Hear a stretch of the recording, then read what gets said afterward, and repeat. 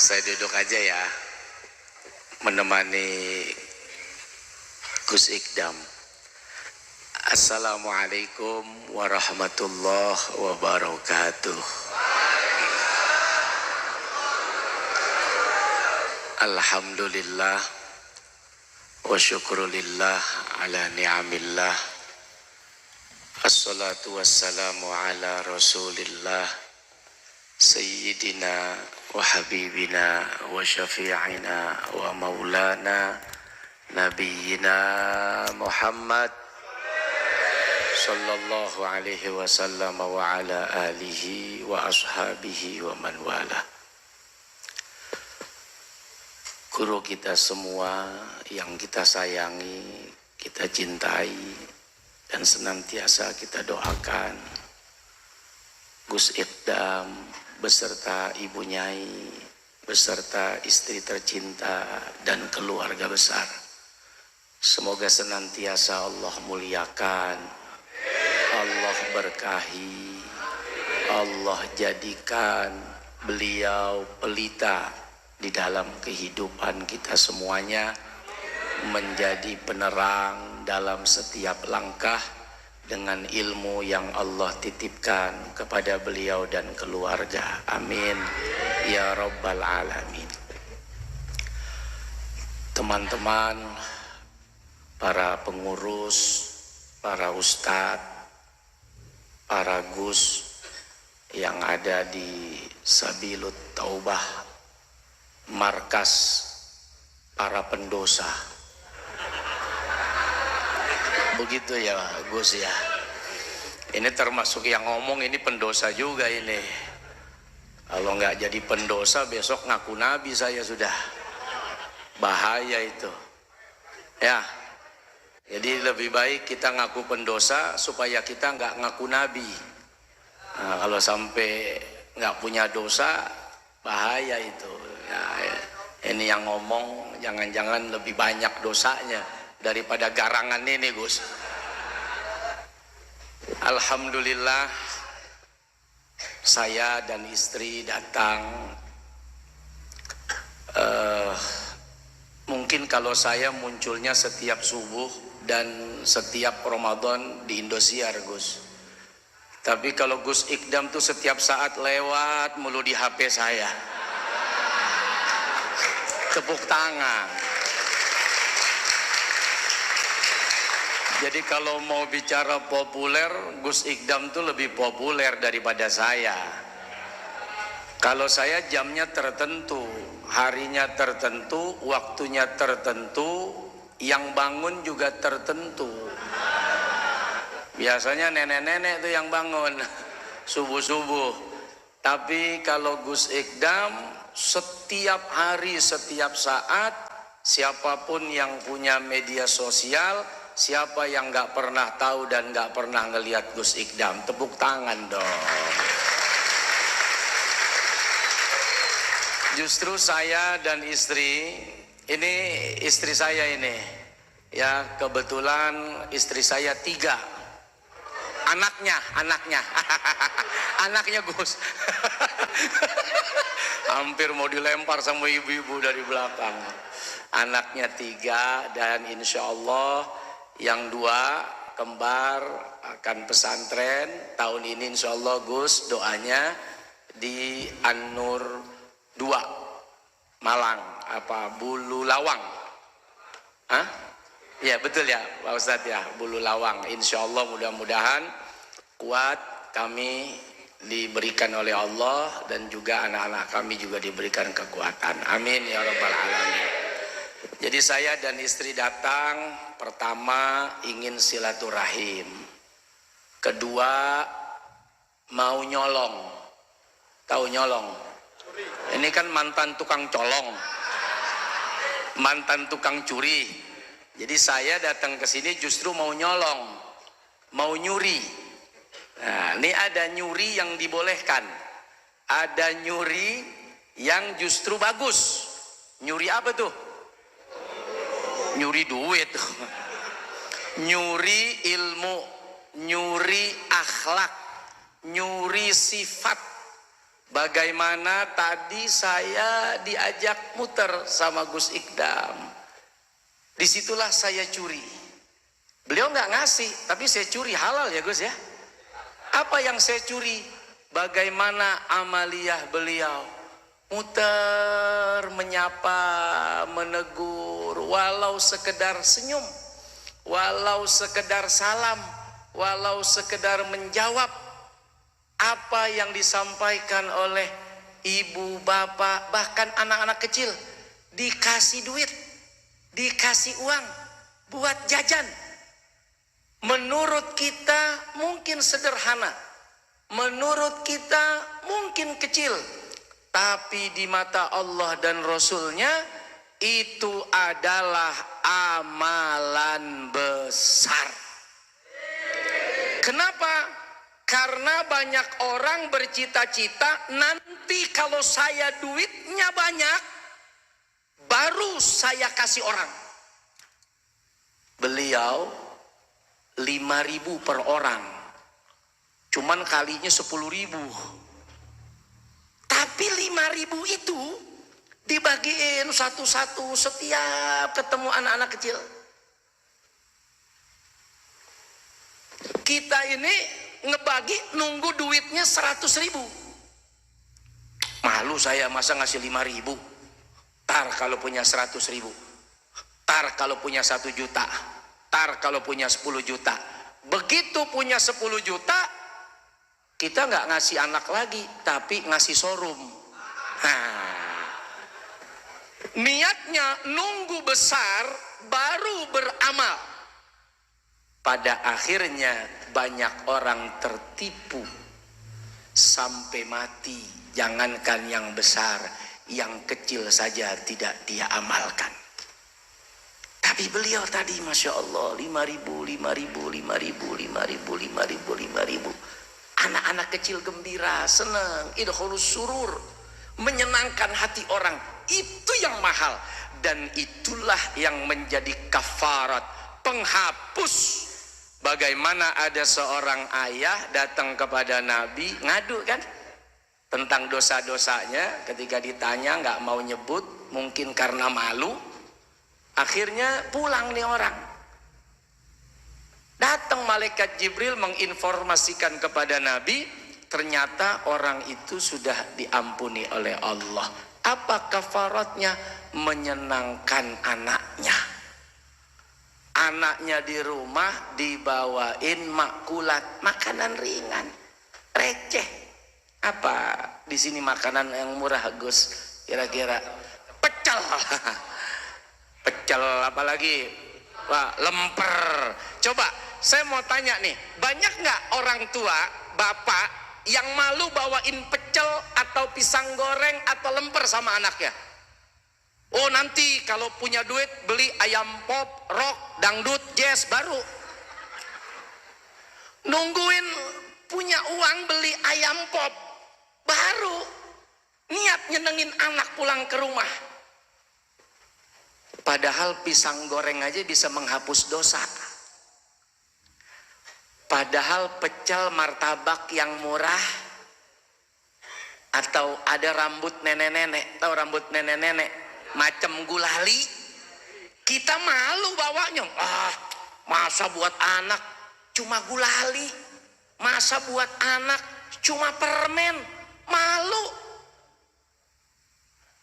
Ternyata gulali yang murah, permen yang murah, mungkin anggur yang hanya sekedar 3 butir, jeruk yang hanya 1 buah itu, yang kita malu membawanya karena kita anggap remeh.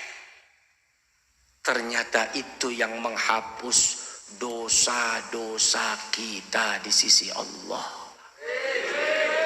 Makanya tadi saya diajak keliling sama Gus Ikdam. Saya bilang, Gus, ya Allah, Gus modal enggak. Artinya beliau punya uang, tidak modalin pedagang, tidak. Malah Gus bilang, saya malah nggak punya warung di sini.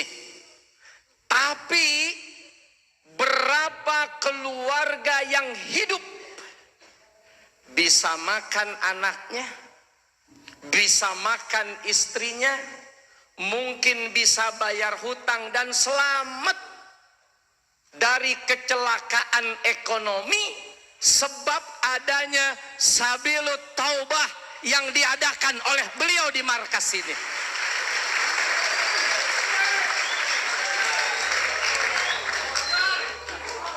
Bayangkan,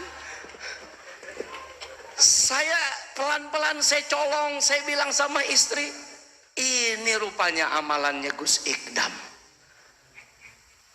Itu yang dagang baju, yang dagang air, yang dagang kue, yang dagang makanan.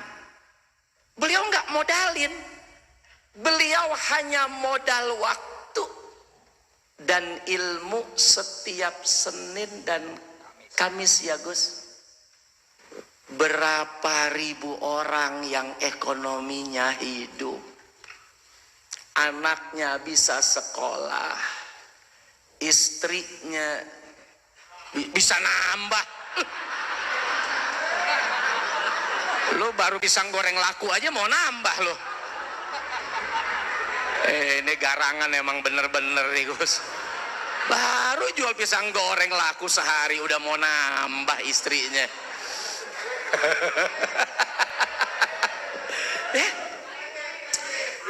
Bayangkan, beliau bukan mengeluarkan, kalau dihitung itu berapa puluh miliar orang bisa dagang di sini. Beliau nggak ngeluarin uang puluhan miliar untuk modalin orang punya usaha, cukup modal waktu. Senin Kamis ribuan orang selamat ekonominya. Kelihatannya sepele. Kita berpikir, tar kalau ada uang baru kita bantu, tar kalau ada uang baru kita berikan, tar kalau ada uang baru kita kasih modal. Ternyata menyelamatkan ekonomi orang tidak selalu dengan uang. Beliau dengan waktu dan ilmu yang disiapkan, ribuan orang selamat ekonomi keluarganya. Makanya datang ke sini bawa uang, pulang pada jajan. Tahu jajan? Belanja.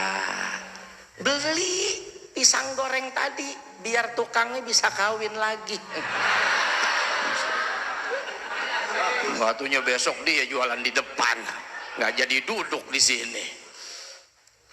Beli walaupun cuman makanan murah, nggak usah malu, bawa ke rumah kasih anak. Itu yang bikin dosa kita diampuni oleh Allah Subhanahu wa Ta'ala. Riwayat tadi itu menunjukkan orang ini mau cerita ke Nabi tentang dosanya, dia malu, nggak mau cerita. Itu menunjukkan bisa jadi dosa yang dilakukan begitu besar atau dosa yang dilakukan begitu memalukan sehingga dia tidak berani menyampaikan kepada Nabi. Tapi ternyata kabar datang dari Jibril hanya dengan makanan ringan buat anaknya. Dosa-dosa tadi diampuni oleh Allah. Makanya yang dagang di sini nggak ada yang dagang mobil. Ya ada, dagangnya dagang murah semua. Dagang kain, dagang air, dagang permen, dagang minuman, makanan. Biar kita pulang, datang, dapat ilmu, pulang bawa ampunan dosa. Coba, dosa apa yang kita kerjain dari Senin ke Kamis? Dari Senin sampai Kamis, banyak nggak dosa yang kita lakukan? Banyak. Kamis ke Senin lagi banyak nggak? Apalagi malam Minggu. Wow. Bayangkan, datang ke markas Sabilut Taubah, dapat ilmu, dapat ampunan dosa. Itu aja ya, biar semangat. Insya Allah mudah-mudahan kelihatannya sederhana, orang melihat ini kumpulan garangan orang-orang yang punya masa lalu mungkin tidak baik, tapi ketahuilah banyak orang-orang besar juga didahului dengan masa lalu yang persoalannya juga besar. Sayyidina Umar contohnya, tapi begitu duduk bersama dengan Nabi, hadir senantiasa mendapatkan ilmu dari Nabi. Siapa yang tidak kenal seorang Sayyidina Umar? Mudah-mudahan kita menjadi orang-orang mulia, dimuliakan. Dan yang terakhir, saya datang ke sini ingin mewujudkan doa saya. Kita kan suka doa tuh, tadi baca Fatihah, kan ada doa ya. Ihdinas siratal mustaqim, siratal ladzina an'amta alaihim. Siapa tuh? Orang-orang yang diberikan ilmu, para nabi, rasul, orang soleh, orang alim. Tempat ini punya jejak, punya athar yang luar biasa dari kakek beliau, dari ayah beliau, dari umi beliau sampai ke beliau. Maka kita selalu berdoa, berharap mendapatkan petunjuk jalan yang lurus. Maka semoga perjalanan bersama dengan beliau-beliau yang diberikan nikmat karunia oleh Allah dengan keilmuannya, kemuliaannya, semoga Allah Subhanahu wa Ta'ala juga memberikan itu kepada kita semua. Terima kasih dengan segala kekurangan saya di majelis yang mulia ini, di hadapan guru kita. Terlalu berani saya bicara sebetulnya di hadapan Gus Ikdam. Namun kalau sudah perintah dekingan pusat, udah nggak berani saya kalau pusat yang perintah. Dengan segala kekurangan, terima kasih dan mohon maaf. Wallahul muwaffiq ila aqwamit thoriq. Assalamualaikum warahmatullahi wabarakatuh.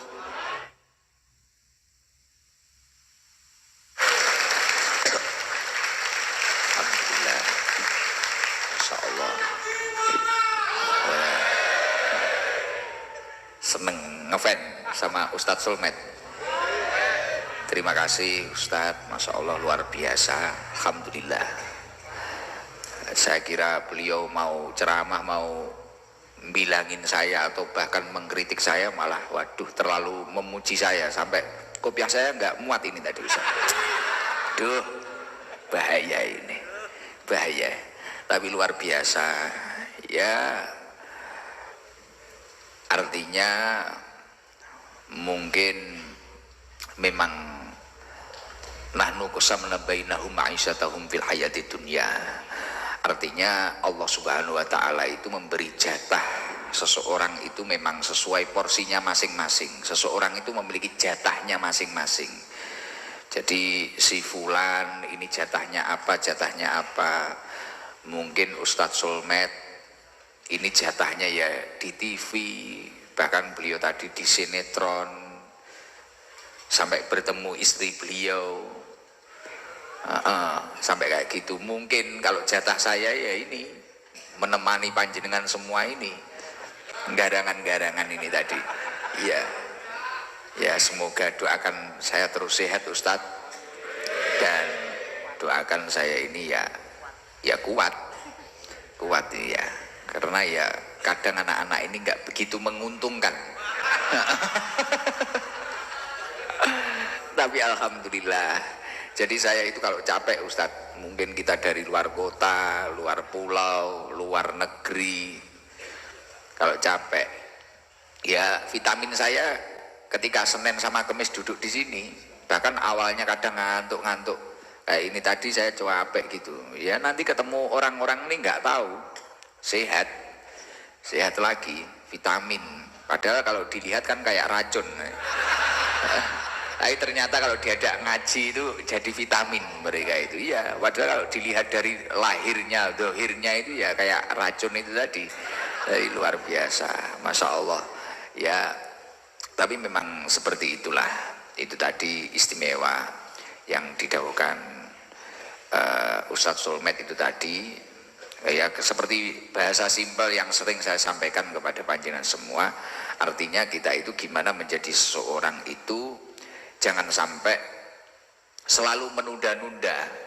Mungkin sedekah, saya kalau harus punya uang banyak, mungkin tobat, kadang wah mumpung masih muda, kadang seperti itu. Padahal kata Ibnu Athaillah Sakandari itu ketika seseorang itu menunda-nunda amal solehnya atau menunda-nunda perilaku kebaikannya, berarti di dalam hatinya itu masih ada beberapa kotoran, di dalam jiwanya itu masih memiliki kotoran-kotoran. Nah, ketika kita itu ingin membersihkan kotoran-kotoran tersebut, ya mensegerakan. Ketika ingin tobat ya nggak usah menunggu besok-besok, ingin sedekah ya nggak usah menunggu harus sudah ngumpul banyak. Orang itu kadang kalau nggak punya apa-apa niat baiknya itu banyak, tapi setelah punya ya itu berbeda memang. Itu berat. Makanya saya cerita ke Ustadz Somad, saya itu berusaha setiap Senin dan Kamis itu saya pulang. Karena kalau di luar kan saya mesti pulang itu kalau orang Jawa Timur di Bekasi berkat.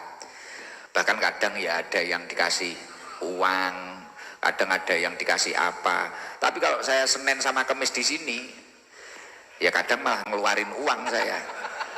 Belajar ikhlas itu, dan semua keikhlasan itu pasti berawal dari paksaan. Pasti berawal dari paksaan. Kamu bisa sabar dengan pasanganmu, kamu bisa istiqomah sholat berjamaah, kamu bisa tahajud bangun tengah malam, kamu bisa sholat hajat bangun tengah malam. Ini awalnya pasti dipaksa, dan ketika keterpaksaan yang kita upayakan itu terus kita istiqomahkan, itu akan menjadi keikhlasan yang sempurna. Karena biasa, ya udah, mungkin biasa sedekah biasa jamaah, kalau nggak jamaah gak enak, akhirnya ikhlas. Tapi kalau kita tidak mau memaksa diri kita, ya udah, diri kita ya kayak gitu aja, jadi garangan terus. Tapi yang jelas, kebaikan apapun yang pernah kamu lakukan ini tidak mungkin tidak akan berbuah hasil yang istimewa. Sejalan dengan apa yang didhawuhkan oleh Allah Subhanahu wa taala di dalam surat Al-Isra. In ahsantum ahsantum li anfusikum. In ahsantum ahsantum li anfusikum. Bila kalian melakukan kebaikan, maka sejatinya kalian itu melakukan kebaikan untuk dirimu sendiri. Wa in asatum falah. Ketika kamu itu melakukan keburukan, maka sejatinya kamu itu melakukan keburukan untuk dirimu sendiri. Loh Gus, tapi saya itu kadang berbuat baik terhadap fulan, terhadap si A, si B. Tapi kemudian si A, si B itu membalas kita itu dengan keburukan. Loh, kebaikan yang kita upayakan terhadap orang lain, ini pasti akan kembali kebaikan ke dalam diri kita, walaupun tidak pasti kembali dari orang yang kita perlakukan baik. Jadi semisal saya baik sama Danu, belum tentu yang membalas kebaikan itu pasti Danu, tapi Allah itu pasti akan membalas kebaikan yang kita lakukan itu tadi. Saya baik sama Ustadz Somad, belum tentu nanti yang balas kebaikan Ustadz Somad, tapi bisa jadi Allah itu melewatkan jalur yang lain. Ustadz Somad baik dengan saya, belum tentu yang balas kebaikan Ustadz Somad ke saya ini tadi pasti saya, belum tentu. Makanya kalau panjenengan itu melakukan kebaikan, sudahlah. In ahsantum ahsantum li anfusikum. Yakinlah bahwasanya kebaikan yang kamu lakukan itu akan kembali kepada dirimu sendiri. Walaupun tidak dari orang yang kamu perlakukan baik, tapi artinya Allah pasti akan membalasnya. Itu pasti itu. Nah, banyak orang gagal atau kecewa melakukan kebaikan itu karena memiliki ekspektasi, saya baik dengan si A nanti biar balas baik dengan saya. Akhirnya si A tidak balas kebaikan, patah semangat, sudah kecewa, kuciwo, wes kecewa. Oh saya ini padahal sudah tulus, sudah baik loh Gus, tapi dia malah balas dengan keburukan. Ya udah, saya juga balas keburukan. Wah ini yang salah. Kita dibaiki oleh saya itu pernah Ustadz, ini contoh. Saya itu penting punya prinsip. Selagi ada orang itu menghina saya atau apapun itu, ini ya untuk pembelajaran diri saya sendiri. Ceritanya seperti ini, beberapa tahun yang lalu saya itu waktu tanggal 1 Agustus itu biasanya kan ada undangan di istana itu loh, tahlilan akbar atau apa. Nah, kemudian saya itu ketemu kiai-kiai sepuh, saya minta doa. Pada waktu itu kondisi saya dan majelis ini banyak yang hujat lah. Mungkin apa itu wes para ya ini karena anak-anak ini kan macam-macam. Tadi istrinya Ustadz Solmed saja ketawa-ketawa tak kasih tahu kalau Harlah itu kita itu ya ada band dulu marginal itu kesini, marginal yang tatonya penuh itu loh, Jakarta, band punk itu kesini. Nah, akhirnya kan kita dihujat dan sebagainya. Kemudian saya ketemu Kiai Sepuh di istana itu bilang, Kiai doakan saya, sudah Gus, nggak usah bingung, penting tujuannya takwa Allah, mengajak orang bertakwa kepada Allah dan mengajak diri kita bertakwa kepada Allah. Kemudian semua yang kita lakukan ini semata-mata mencari ridhonya Allah. Sudah, semuanya akan beres. Dan ternyata apa yang dikatakan kiai tersebut sejalan dengan apa yang didahulukan oleh Rasulullah Shallallahu Alaihi Wasallam. Man iltamisa ridho Allahi bisakhotin nas kafahullahu mu'natan nas.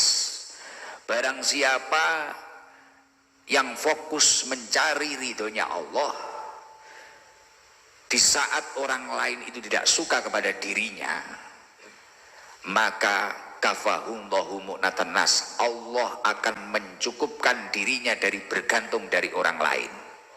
Hidupnya akan dicukupi oleh Allah. Bahasa elitnya apa? Untuk dekengan pusat, mendapatkan dekengan pusat. Makanya ketika orang itu bertobat, oh kamu itu masih tatonan, sholat kamu itu gimana, apa sah? Sudahlah, cari ridho Allah. Kamu itu sodakoh di video mungkin, penting kamu niatnya itu baik, kamu niatnya tidak riya, sudah, gas saja. Wah kamu itu gini, ngaji buat apa? Mungkin kamu dihujat ngaji sekali. Dulu itu banyak orang ngaji di sini karena mungkin dia itu peminum, dia pemabuk, terus dihina. Oh kamu itu sholat saja belum, 5 waktu saja belum penuh, sudah ngaji kayak gitu. Wes apa kamu itu dihujat kayak gitu. Kemudian sudah nggak ngaji, akhirnya kembali menjadi preman lagi, kembali menjadi peminum lagi, kembali menjadi orang bucin lagi. Ya, bahkan di sini itu ada terlanjur dekat bertahun-tahun, terlanjur bahkan kadang membantu menyekolahkan pasangannya. Ternyata takdir Allah berkata lain. Ternyata bukan jodoh dirinya tapi jodoh tetangganya. Lah itu.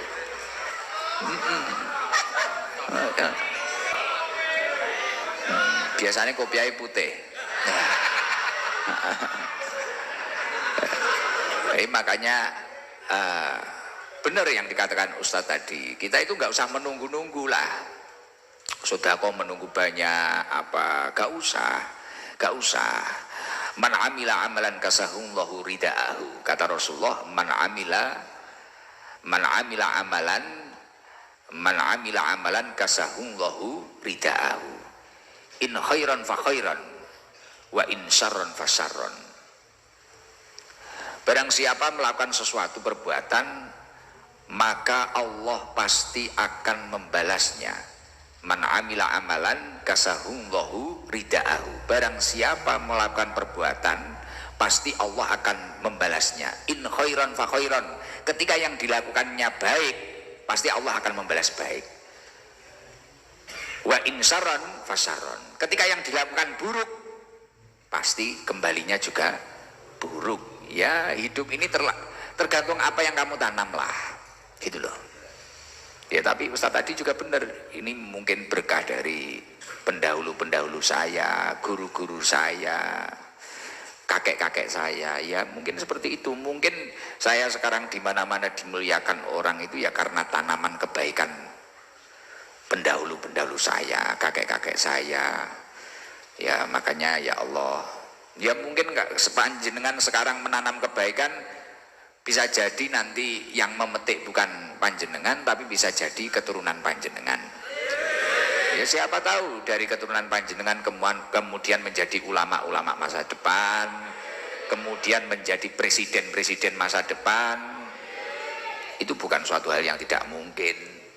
Makanya jangan pernah menunda bertobat, menunda berbuat baik, menunda bersedekah, apalagi menunda birrul walidain, menunda berbakti kepada orang tua. Ini adalah salah satu kebodohan.